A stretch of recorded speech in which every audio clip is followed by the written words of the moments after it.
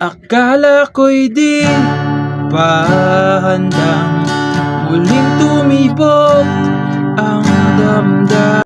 Hello mga ka-idol! So ngayon, meron na naman akong ituturo sa inyong magandang kanta. Ang title pala nitong kanta na ituturo ko ngayon sa inyo ay yung Kay Tagal by Mark Carpio. So itong kanta na to mga ka-idol is meron lang siyang 5 chords no hanggang matapos yung kanta. Pero 4 chords lang talaga yung ano nito, yung talagang chords. Nilima ko lang para mas maintindihan niyo yung strumming niya, okay? So ang naiba lang dito yung kanyang bridge no, yung bridge lang yung naiba sa kanya. Pero same chords lang, nagpalit lang kasi siya ng posisyon no, nag-iba lang, nagpalit lang sila ng posisyon. So dito muna tayo sa kanyang strumming. So yung strumming pattern niya is ganito lang. Down, down, up, up, down, down. Okay? Pag yung chords naman is nasa loob ng open close parenthesis is dalawang down lang. So proceed na tayo doon sa kanyang verse.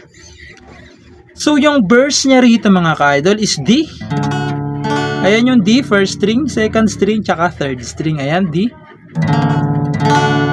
Tapos G. Yung G ito siya. First string, second string, fourth, fifth string pala, fifth string, tsaka sixth string. Ayan, G. Tapos B minor na nasa loob ng open close parenthesis. Yung B minor nakabar sa second fret. Sa third naman, second string. Sa fourth naman, fourth string, tsaka third string lang. Ayan. Tapos A na nasa loob din ng open close parenthesis. Yung A, first, second string, third string, tsaka fourth string. Ayan, A.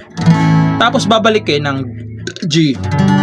Okay, yung limang chords na yan, 2 times nyo gagawin. Okay, 2 times. So, sasampulan ko para mas maintindihan nyo. So, ganito naman siya kapag kinantahan. Akala ko'y di pa handang muling tumibok ang damdamin, ngunit bigla kang dumating sa buhay ko. Tapos isa pa, hindi kailangan umimik, nagdadaldal lang sa tingin. Saan ka ba nanggaling? Bakit ngayon lang? Tapos chorus, okay tagal. So doon na yung sa chorus no. So proceed na tayo doon sa kanyang chorus. Okay, so yung chorus niya rito mga ka-idol, tulad nga na sinabi ko kanina, halos 4 chords lang siya. Yung same pa rin yung kanyang chords, no? Same lang nung verse. 2 times nyo din gagawin, okay? 2 times. Bridge lang kasi yung naiba nito.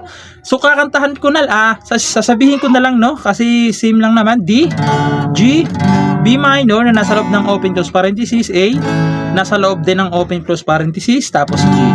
2 times nyo rin gagawin yung 5 chords na yan, okay? So, sasampulan ko ng kanta para mas maintindihan nyo. So, ganito naman siya kapag kinantahan. Okay tagal kitang hinanap, okay tagal ko rin nangarap na makapiling ka, o aking mahal. Pangakong hindi ka iiwanan at hindi pababayaan, o anong saya ang nadarama. Tapos babalik lang kayo sa verse 2. Okay? Pagkatapos ng verse 2, chorus ulit. Pagkatapos ng chorus 2, bridge na. Okay? So hindi ko nakakantahan 'yun kasi same lang naman yung mga chords nila. Dito na lang tayo sa bridge kasi ito lang yung nag-iba yung position, no?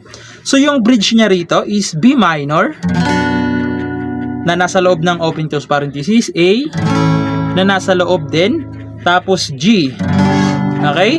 Yung tatlong chords na yan, 2 times yung gagawin. Pagkatapos nyo na 2 times, pupunta kayo sa A. Okay? Nawala ng open close parenthesis.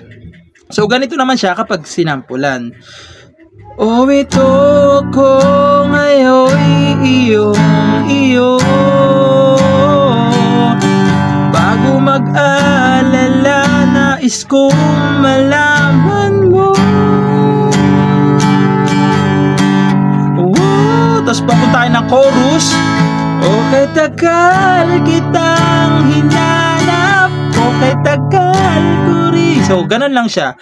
Pagkatapos ng bridge, babalik kayo ng chorus. Okay?